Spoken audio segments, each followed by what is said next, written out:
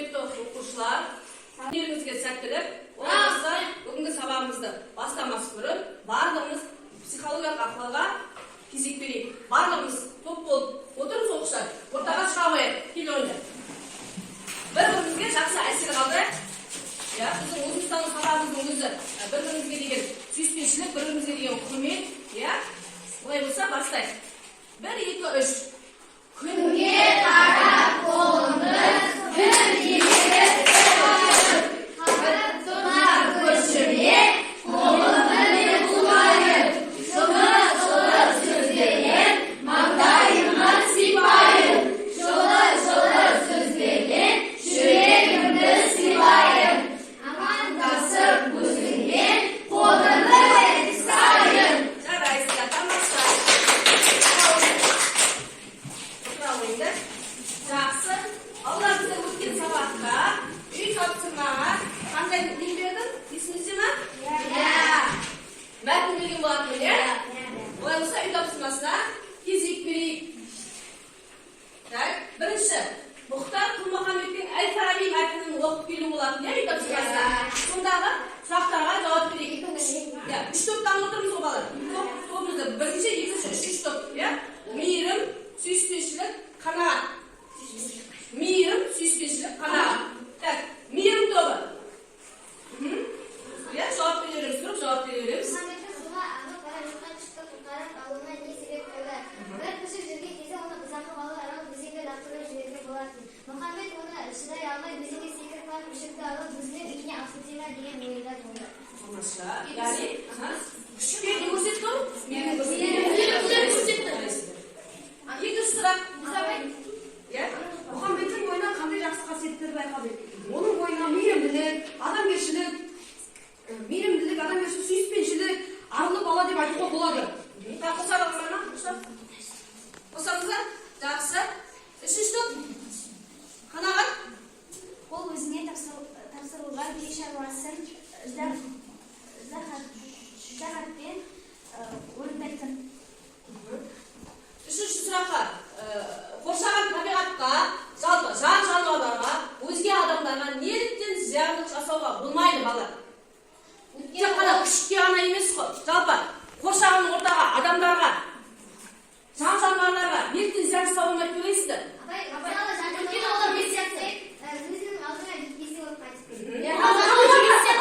Табиғатта жақсылық жасасақ, ол бізге таза болсын беріп жатыр. Тап-таза ауасын беріп жатыр, күн нұрын беріп жатыр. Өзің мысалы Мұхаммедтің орнында болса не істер едіңдер? Мұхаммедтің орнында болсыңдар. Қарып тамақ береді. Мұхаммед деген күшікке көмектесті ғой. Сендер не істер едіңдер оның орнында болсыңдар? Қандай игі іс жасар едіңдер? Күшікке көмектесіп, өзім асырап, тамақтарын береді. Тамақтарын береді. Яғни бұл жерде оны мен үйіме алып келіп асырап, оған тамақ көп деген тамақтары, оны үлкен есіп өсірген соң өзін жайымен жібереді. Дұрыс айтасыздар. Балалар, яғни біздер қоршаған ортаға да жалпы адамзатқа біздер өз мейірімімізді, өз сүйіспеншілігімізді қолымыздан келгенше жасаймыз және жасап та жүрміз балалар. Солай ма? Яғни біздер өткен сабақта осы Мұхаммедтің Әл-Фараби мәтінін оқып келуге берген болатынбыз. Сондағы жалпы адамзат құндылықтарына біздер көптеген іс-әрекеттер жасап жүрміз балалар. Ол біздің бойымыздағы, отбасымызда көріп жатқан, осы мектептен көріп жатқан жақсы дүниелердің барлығын біздер шынайы сүйіспеншілік арқылы көрсетіп жатырмыз. Солай ма? Келісеміз ба? Жарайсыздар, рахмет. Олай болса әрі қарай кеттік балалар. Бүгінгі біздің жаңа тақырыбымыз ашайық 26-27 сабақ. Жаңа тақырыбымыз аша ойындар. Ойдың, сөздің және істің бірлігіндегі өмір. Дәптеріңізді ашайық, кітабыңызды ашайық. Ойдың, сөздің және істің бірлігіндегі өмір. 27 сабақ. Аша ойындар, жаза қойып.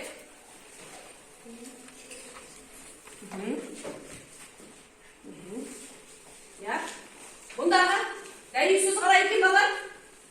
Үш нәрсе. Ысқыр қайрат, нұрлы ақыл, жылы жүрек.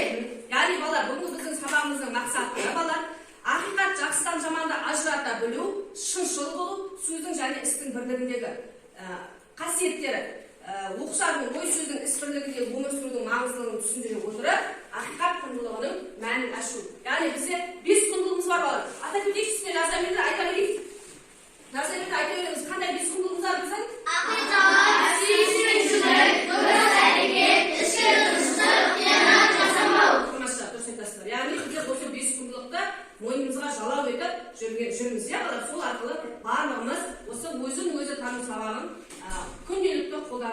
жүрміз, иә бала, солай ма? Иә. Солай. Олай болса, жаздық па? Иә. Жазсақ, дәйек сөзді қараңыздар. Дәптеріңізді жер. Бәріміз бірге айтайықшы.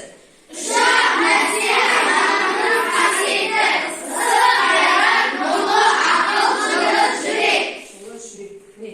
Бала, бұл кімнің сөзі екен? Абай Құнанбаев. Абай Құнанбаев. Абай Құнанбаев кім бала? Білеміз ба? Қысқаша айтып кетейік. Ұлы ақын. Жазушы, аудармашы, иә. Дәйек сөзді қысқаша айтайықшы, түсінгенімізді.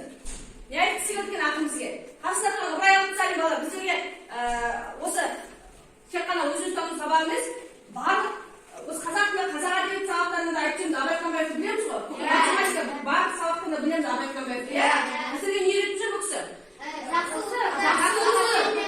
қасиеттерді. Ыбырай Алтынсарин мейірімділікті. Уға шақырған, ең алғаш уға шақырған ағайын бірі. Енді дәйек сөзге қысқаша айтайықшы. Дәйек сөз. Үшінші деп айтып қойыңызшы. Жылы жүрек. Нұрай. Адамда үш-ақ қасиет міндетті түрде болу керек. Ол жылы жүрек, нұрлы ақыл, ыстық қайрат. Ыстық қайрат. Ол әр адамда болу керек деп болу тиіс деп ойлаймын. Дұрыс айтасың. Дұрыс айтасың. Тағы не қосамыз? Нұрлы ақыл дегенде жылы жүрек дегеніміз не? Иә, айтау.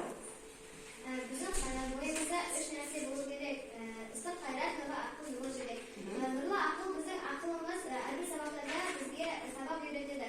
Біз ұлымыздан ақыл аламыз. Ал жылы жүрек адамға көмектесу үшін біз өзіміздің жылы жүрегімізді ұстаймыз. Дұрыс айтасың бала. Яғни біздер осы Абай атамыздың дәйек сөз ретінде үш нәрсе адамның бойында, олардың барлығында жақсы қасиеттер бар. Біздің бойымызға сіңіріп жүретін, сіңірілу керек. Яғни бұл ыстық қайрат, нұрлы ақыл дегенде біздер күнделікті өмірімізде көрсетіп жүре алуымыз керек. Тек қана бұл пәнмен ғана емес, басқа пәндерде айтып сабағымызда өтіліп жүр. Енді балалар, мен сіздерге осы дәйек сөзді әрі қарай сіздердің сабаққа деген түсінулерді әрі қарай жалғастыруында сіздерге мынадай қысқа нұсқа бір мұғалім сіздерге ретінде қысқа мәтін оқып берейін. Сол арқылы сіздер қазір тапсырма орындайсыздар бала. Қанатты барыс туралы аңыз дейді балалар, аңыз. Сонау көне заманымыздан бері келе жатқан дейді, ұлы даламыздың құпиясы, мол тарихынан сыр шерткен аңыз әңгімелер көп. Солардың ішінде қанатты барыс туралы аңыз дейді. Түн болатын, ел жұрт күн жұрт болатын. Бірде хан сарайынан күзетіп тұрғанда сақшының құлағына бір дауыстар естиді. Сонда сақшыға былай дейді: дауыс емес, жан-жағына қарайды, бірақ ешкім көрінбейді. Кенеттен дүркіреген дауыс шықшылдай жусанып түсіп, сарайынан қоршап алады. Ханның қолбасшысы жедел ханға жау шапқанын естіртеді. Содан ол қолбасшыға былай деп айтады: мына естілген дауыс не дейді? Хан: менің құлағыма сондай бір дауыс келіп тұр, мына естілген дауыс ненің дауысы дейді. Сонда қасындағы қолбасшылар: сізге естілсе, бізге ешқандай дауыс естіліп тұрған жоқ дейді, біз оны естіліп тұрған жоқпыз. Сонда хан бір күн ойланады, екі күн ойланады, мана дауыстар күн дегенде қайта ханның дауысына естіле береді. Содан бір күні, енді қысқа айтып кетейін, бір күні тұрса, таңның несімен хан ұйқысынан оянса, алдында үлкен нән шапанын киген ақсақалды шалып тұрады. Манағы дауыс соның дауысы екен. Содан хан айтады: күн басқаға естімесе де, неге сенің менің құлағыма сондай дауыс болып естіле бересің дегенде, жаңағы ақсақалды шал айтады: сенің бүгінгі күнге дейін, алдағы өміріңде де осы уақытқа дейін жасағанның барлығы дұрыс болып та жасап жүрсің, дұрыс емес та жасап жүрсің дейді. Соны дұрыстау үшін саған бір не айтқым келеді дейді, өмір айтқым келеді дейді. Сол кезде ол дауыс жаңағы былай ханға айтады: мен сен дейді дұрыс ақыл қайратпен барлығын шешуің керек дейді. Сен жасаған жұмысыңды жұртқа көрсете жүріп жасауың керек дейді. Енді хан болғасын жерде оның бәлсерлері болады, сонда немесі айтады, бірақ сен оны жасағанмен сенің жасаған нең көрінбейді дейді. Соны сен көрсетіп жасауың керек дейді. Сонда ханда ақыл да бар, қайрат та бар, нұрлы жүз да бар. Солай ма? Енді осы бойынша түсіндің ба? Енді осы бойынша сіздерге мынандай тапсырма беремін бала. Қараңыздар. Міне, жаңа үштен айттық қой. 5 құбылымыз айттық қой. Ойынды, сөзіңді, ісіңді қадағалау. Не үшін қажет деп ойлайсыңдар? Орындайық. Бірінші тапсырма. Бірінші тапсырма сіздерге, екінші тапсырма сіздерге, үшінші тапсырма. Бір шетіне жазылып Tez-tez. Жинақтап кет, тез орында тұрмай қойып, көп. Бар ғой, фломастердерің бар ма балалар? Карандаш болсын енді.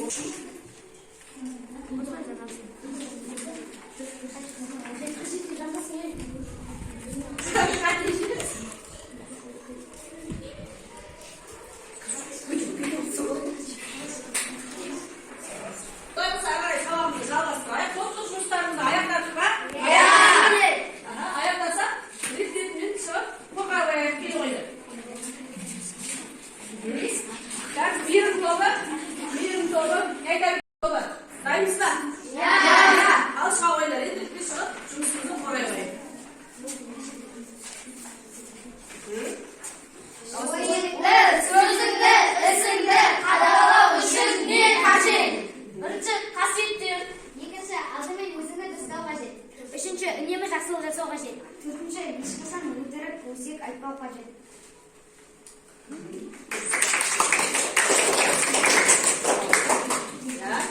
Келе қойды, түскешін солы.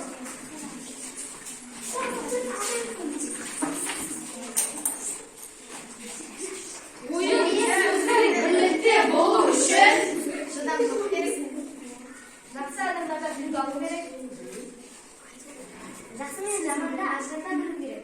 Ақыл санаңды дамыта білу керек. ақыл санаңды дамыта тамаша жарайсың. Ана автобус келе ойындар.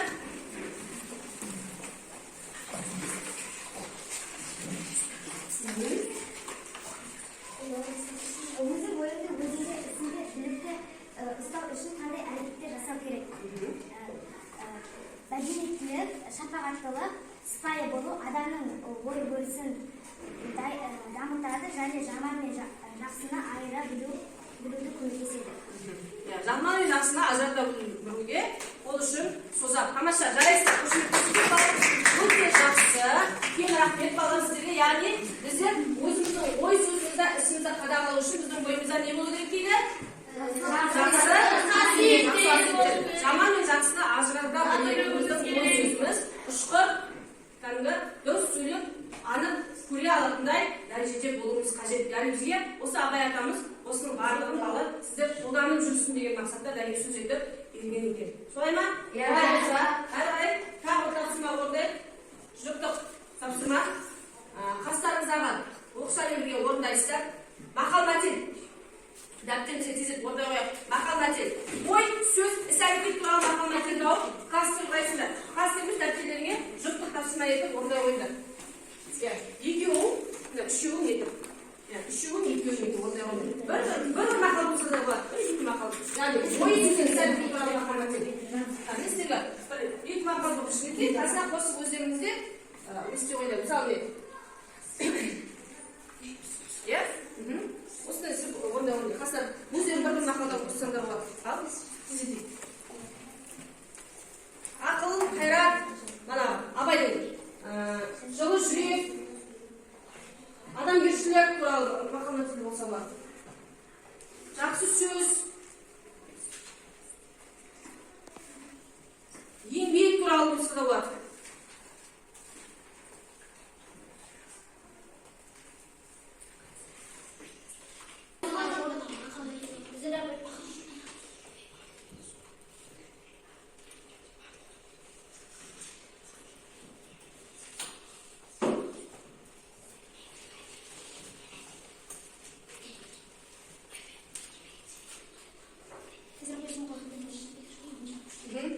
Так, голову өте берейік. Амиля, бұлында.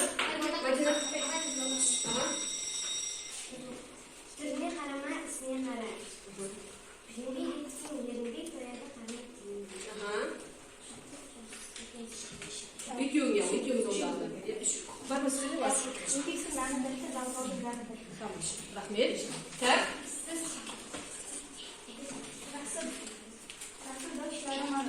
Жақсы сөз. Жақсы сөз жарымады. Еңбекті мәні тәтті, жалқаудың жаны тәтті. Еңбек етсең ерінбей тояды қанат деймін. Екеуіңіздің орындағыларыңда? Еңбек етсең ерінбей тояды қанат деймін. Еңбектің мәні тәтті, жалқаудың жаны. Жарайсыздар. Бүгінгі сабаққа түсіндік пе? Иә. Не туралы айттық?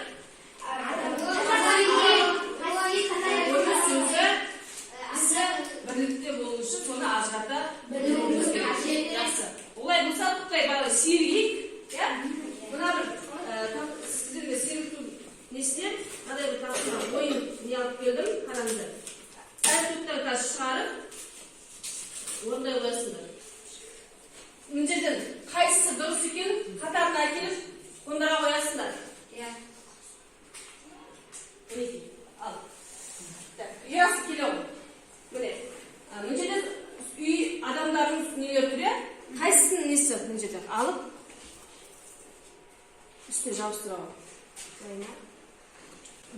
Жоқ, дұрыс істеп жатсың ба? Бала не істеп жатыр? Неге мынаны өзіне істеп қойдың? Ойнап жатқан бала ма? Кел аян, кел. Атаның қандай жұмысы бар мына жерде?